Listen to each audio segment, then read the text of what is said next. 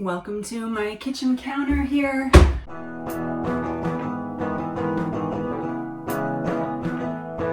People have asked me how I do my hot cocoa. So I use fair trade certified Lake Champlain hot cocoa. This I've been using for years. It's not cheap. It is one of the best ones that I've had. There are a few others like Equal Exchange I really like, but they have to be fair trade for me because I don't want any slave labor involved in my goods or my clothes or anything. And what's so great about this is that there are only a couple ingredients. It's like sugar, cocoa, and that's it. Just sugar and cocoa, it says. Plus they are also a B Corp company. So I love them. So what I do is I put just a scoop in. I have an electric kettle that I put on 175 degrees. This is my husband's kettle. I used to use just a regular one, but he is very particular about his temperature. I just did dishes from the morning. So anyway, I have a little stir here. And then I have some almond milk. So this is my typical morning. Sometimes I do really special cocoa where I melt the chocolate and do other things, but this is my typical morning chocolate. And I just put a little bit in. I need to buy more of this.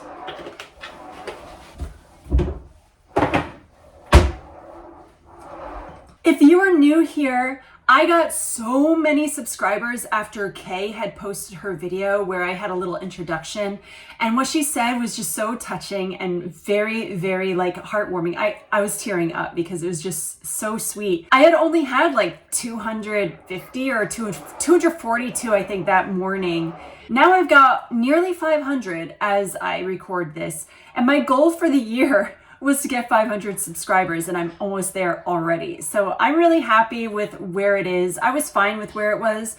I have another YouTube channel where it's mainly vlogs, stuff about minimalism, stuff about being a Mennonite. It's like a mixture. And I originally did, my BookTube was originally there, where I had, I'd say in 2023, it was like October of 2023 was my first BookTube video on that channel, and I did a few of them, but they were not really getting as much views as my other stuff, and so I was like, I need to separate this. So come early March, I will have had this BookTube channel for a year. So I'm really happy with how it has come around. This is what I really wanted to do a lot on my regular channel, but it's just, there were too many different things on there, and I was like, I want to dedicate my books to one channel. So thank you for being here, and if you do subscribe to my other channel, lately I've only been putting out videos once a month, which is totally fine by me. I am one of those people where I'm not overwhelmed, I don't get stressed out. I have a schedule, but if I don't keep to it, I'm not gonna go crazy and beat myself up. It's really hot so far. This video will probably come out around the time of my BookTube anniversary, so thank you for being here. If you've been here since the beginning, there are only a few of you. I really love all of the connections that I've made with people over the period of this year. Even the people that don't have BookTube channels that interact. I love talking back and forth with you guys. I'm a talkative, sociable person. And if I had too many people subscribed, I don't know how people do it, as what I'll say, because I am one that reads every comment. I like to comment back to every comment. When I watch channels, I comment long comments because I watch and I type at the same time. So like, that's how I am. Right now, I had just started, this is the sequel to A Most Agreeable Murder, which I recently had finished. I put a hold on this at my library. They had to get it from another library. I almost missed out on getting this because when it was like President's Day, and I thought they were closed on President's Day. So I went the next day, which would have been the 5th day, and then they return books if you don't get there within 5 days. So I went there the day after President's Day, and they were like, oh, we had just put that to get shipped out. Hold on. And they grabbed the bag and they found it right away. I was like, wow, I would have missed my chance because this is on my winter to read list. I'm hoping I'll like it. I don't know. We'll see. I'm like 30 pages in. We'll see how this goes. Otherwise, I started Mrs. England, which was a book I've been wanting to read for probably a year and a half. And that one's also on my winter list. I'm trying to finish my winter list while I can. And there are only, I think, like 7 or 8 books left. So I can totally do it. I figure if I do like 10 books a month from my winter list, I'm pretty good. And if I do like 5 books from my yearly list, everything works out. Because then I could put in other books too that I've been like just finding out about them. Like, oh, I want to read that now. So I can do my list to inspire me, or ones that I wanted to read a long time, plus ones that I'm like, oh, I love this. I need to read this. What else am I reading right now? Oh, I know what I wanted to show you guys, because this is not going to show up in my reviews.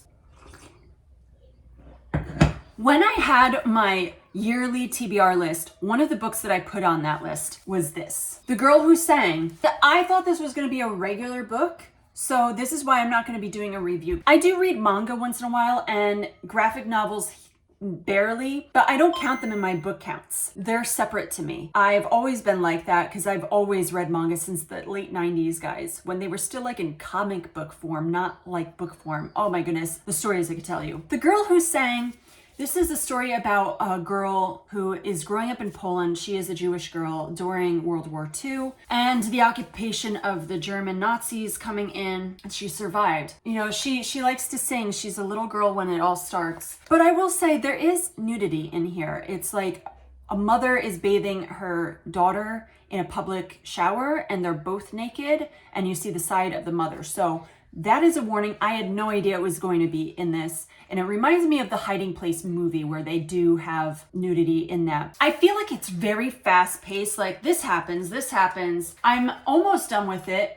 You could see I'm like a little more than halfway through it. It's good. It's just, they show some of the brutality. So there's violence in this. Even in my book journal, I have it listed. I'm going to check mark it, but put graphic novel underneath it because I'm not going to count this towards my reading at all. I wanted to talk about it since it was on my list. Oh, I could show you guys something. Hold on.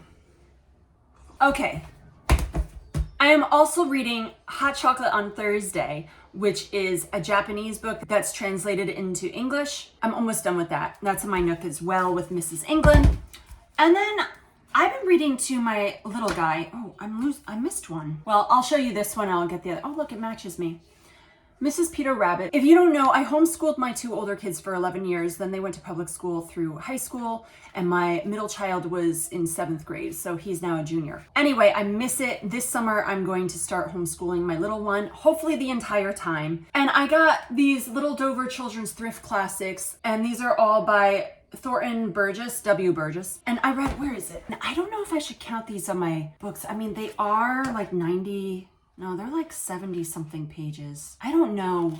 These are like between 60 and 90 pages. This is 82. Should I count these towards the books that I've read? Which I'm not gonna like review these. If I were to finish them, I won't be like reviewing, but I do want to talk about how I think these books definitely suit their time period. They're cute. My son likes them. He's not even 3 yet. He likes their, once in a while there's a picture, and I like to read to my children, no matter how old they are. I read to them throughout time. So my oldest is 19 and I still read to him. So to my whole family, I am reading the second book from the Mysterious Benedict Society books. I read the first book a few years back and they loved it. And so I got this at the secondhand bookstore a while ago, and I have to slowly read it to them because my one son works and sometimes he comes home and I can't read. So it's like weekends really is when I read to my family, and once in a while during the week. I'm like halfway through this book now. So if you have read this series, it's funny. They're big. All of the books are big. The first book was very fun, and it's about some very, very intelligent children that have to do these tasks, and they get into all sorts of things. I'm not really understanding what's going to happen here. I feel like the buildup in this is way, way too long. These children are asked to try to find this man that is in the first book that is important to them. And halfway through, like, I still don't know what the point of it is, but it's a good story.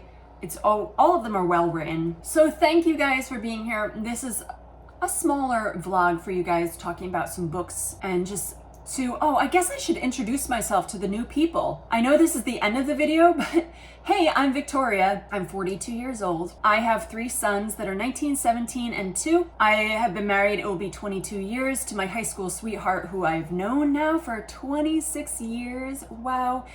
We celebrated the day that we met in January, so that was crazy to think because I still feel like I'm 16, but I'm not. I'm a stay-at-home mom. I am I guess I would say a volunteer for an organization that fights human trafficking, but I am one of the heads of it. So even though I'm a volunteer, it's like there's a lot to it, and I kind of can pick my own schedule, do whatever, and I should do more. I used to do way more. I mean, it was too much. I did like a blog post every week. It was just too much on me. I have a lot of hobbies. I was a professional photographer for 13 years, my own business, doing just family portraits and baby pictures and things like that. And it was more like a hobby that every once in a while I got paid for. So I love photography so much, and I've been doing that since my senior year of high school. I love cycling. I'm on my exercise bike almost every night. It's not safe to cycle where I live, or I'd be cycling every day here somehow. I would find a way. But I love to work out. Obviously, I love to read. I write people pen pals. I've had pen pals for years. Sometimes I pick up new pen pals, but not as much these days. I don't have as much time to do that with all the other things. I like to prioritize things. I am a certified life coach. I was a regular life coach, but then I switched over to certification of minimalism because I've been a minimalist for almost 20 years.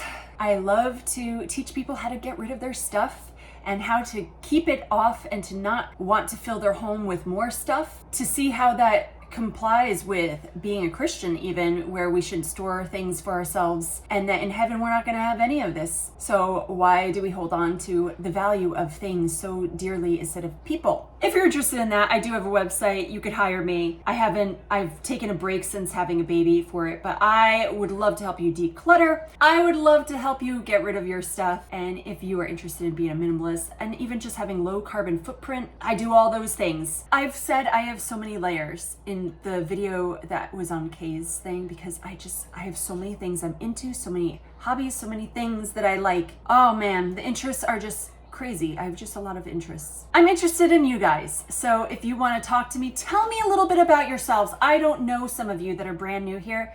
Tell me something about yourself. You now know a little bit about me. I want to know a little bit about you. If we haven't interacted really much yet, let me know. I feel like a lot of people have expectations for people that they watch, like, why aren't they commenting to me? You have to grow over time in a conversation. You can't just expect someone to be close to you right away. So I want to get to know you. Let's get to be friends. A lot of people, when they open up their videos, they say, hey friends, hi my friends. And I'm like, I don't do that because I don't know everyone. I want to be friends with everyone, but I'm not their friends yet. So let's become friends over time. Bye everyone. Have a great day. Hey everyone, today is I think February 27th.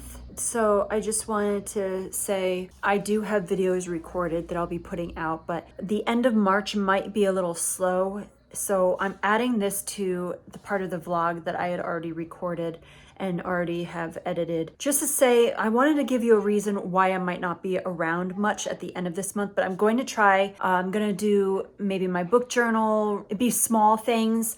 I don't know if I'm going to be able to read as much lately.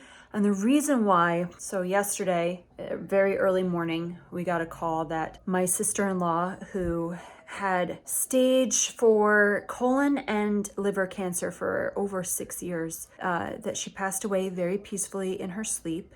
We had been expecting it. In January, we were told that she was going to be having her final few months. Yeah, so my husband had said goodbye to her even recently. It's his sister. So I don't know what that entails, what we're gonna have to do to try to help out and to prepare for service or anything in regards to that. So I just want to let you guys know I'm worried about my mother-in-law, mainly because she was very close to her daughter, and no parent should have to bury her daughter at all. And my father-in-law as well. She had been living with them her whole life. She was 39, so this year she would have turned 40. We were expecting it was going to happen, but it's still very sad. I mean, this is the first loss that my children are going through, it's not their first loss, but it's their first very close family loss, and have like fond memories with someone. They're okay. My husband's okay. We're all okay. So just if you could keep my in-laws in your prayers, just that they feel comfort.